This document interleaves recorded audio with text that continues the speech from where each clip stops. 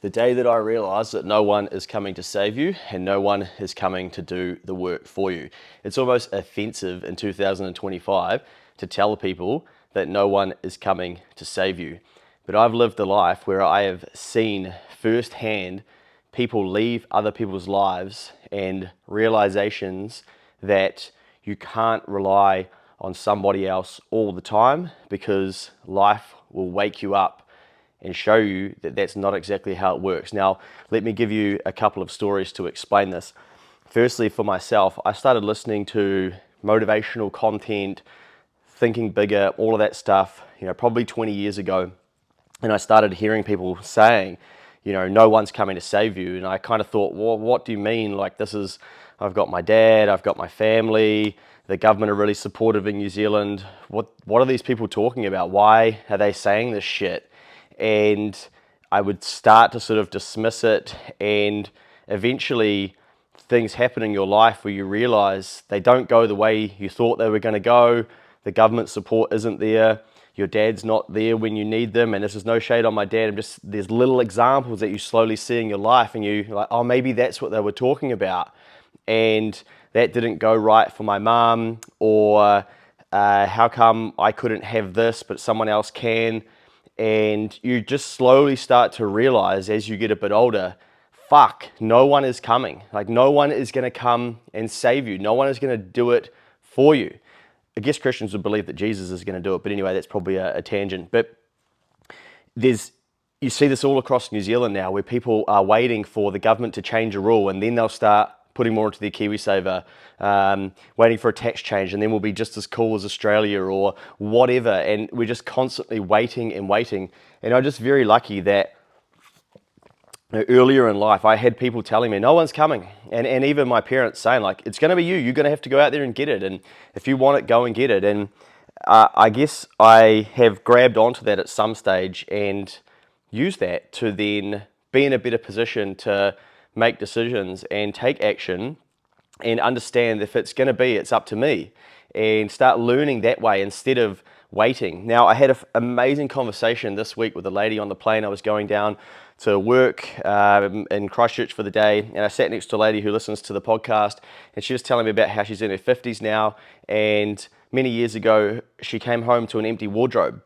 Now, her husband at the time left her. She had kids. She had to then figure out, what am I going to do? And my mum was in the same position when I was 3 years old. So I can relate to this because I've heard this story before, and I've heard it from many women too. So this isn't just a guy thing of like, no one's coming to save you, bro, fucking get on with it. This isn't it. This is reality of what we go through. And at some stage in my life and your life, you will realize that no one is coming. No one's going to come and do it for you. No one's just going to fix everything. Everybody's so busy with their shit that they've got to focus on their stuff. So the lady was explaining to me about how she knew that if I just got a job, and it didn't matter what it was, if I could just get some income coming in, and if I could have a job where I could have a future, then I would be okay. And she's worked her way up to basically the national sales representative in her company, and now has a great life.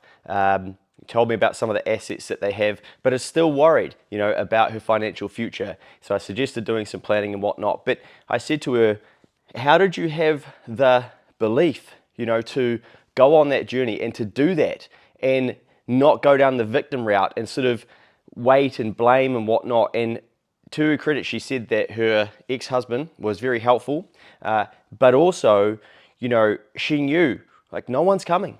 No one really cares that you've separated from your husband. That sounds really brutal. Those weren't her words, but it's what you start to figure out. Everyone is there for you for a little bit, and then, well, you better figure it out.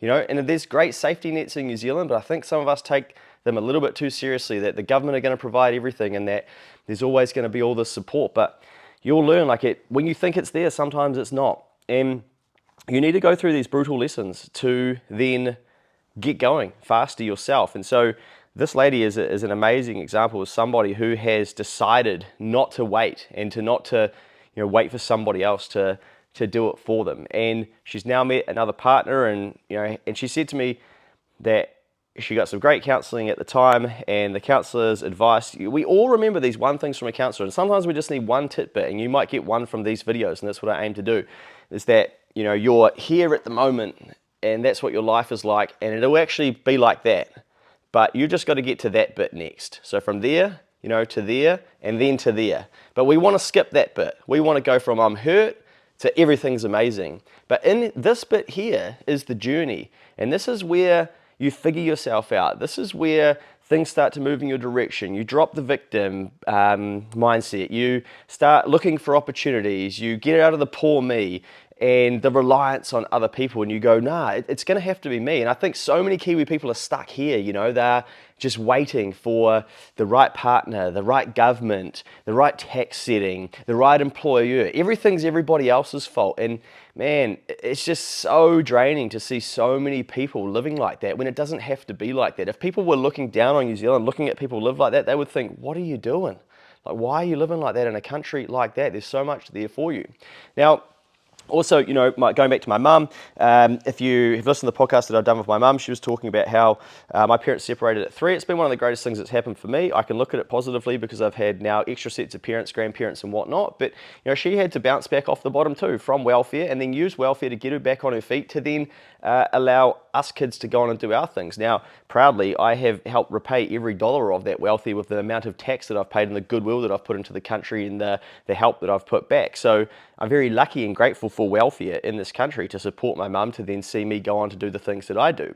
But, you know, she couldn't just rely on my dad forever. And relationships break down, and this is just normal. This is what happens. And yeah, like maybe it sucks and it shouldn't be like that, but it does. You know, there are so many relationships that break down. Again, this is no shade on my parents. This is just data.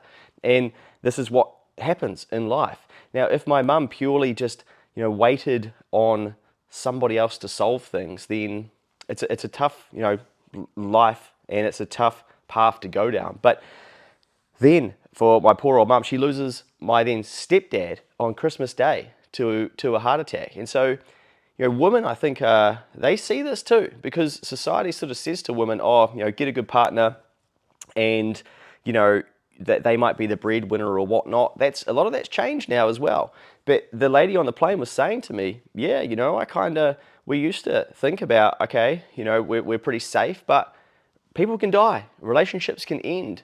And I think we all got to be pretty aware of that, because life cannot play out how you think it's going to play out. And if you continue to wait for someone to solve all of your stuff, maybe you don't get to figure out the true version of yourself and who you really are, and also what you're capable of. So this conversation with this lady on the plane the other day just reminded me of how lucky I am to figure that out earlier in life, and to really, you know, think when I get stuck and when I have problems, I think, okay, I'm going to have to solve them.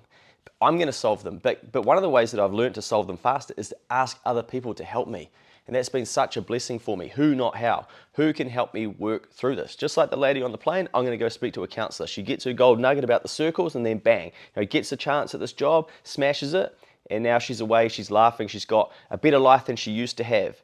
But she couldn't see that, you know, she couldn't feel that when she was back here. But now she lives in that, and that's pretty cool. So I think there's just, you know, for lads, like, you got to wake up a little bit that no one's coming, but also, you know, it's good to look after other people in your life as well, and help them find their path and find their journey, because you don't want to wait till too late in life for things to go against you and you lose family members, you lose your job, as many people have done over the last 12 months, 18 months, 2 years in New Zealand, and realize like, oh shit, okay, now what? You know, you can't just rely on your employer, the government, your family. They're great safety nets, but, you know, I've got friends that don't even have parents. I've got friends that don't have siblings, and someone will, you know, put a mirror up to you and be like, look at who you could have been. Does that work, a mirror that you could have been? But you know what I'm trying to say, right? We get comfortable with the settings that we do have, and then bang, a setting goes, and we kind of, oh shit, what's going to happen now? The sooner you realize that no one's coming, like no one's coming to save you, and no one's going to do the work for you, it's so freeing. It's beautiful, because then you realize, okay, I got to get going. I got to save for my retirement. I got to look after my health. I got to look after my family. I got to do the best I can. I got to do the best so that if things change in the future, I'm going to be okay. And when these things do change, you're not sitting there in victim mode. You're going, man, I learned about this 10, 20 years ago that things can happen. How am I going to react to this? And you adapt differently. So hopefully that encourages you to, carry on your path and understand as well, there's so much help in New Zealand out there for those people who are truly stuck, whether it's across health, personal finances. There's so many support systems, but there's a massive group and subsection of Kiwi people that aren't chasing their potential or are just sitting waiting for someone to come and do it for them, and they're wasting their time and they're wasting their life and they're wasting their capability. We need those people off the sidelines making shit happen, and I think that's our part of the puzzle to have a better country.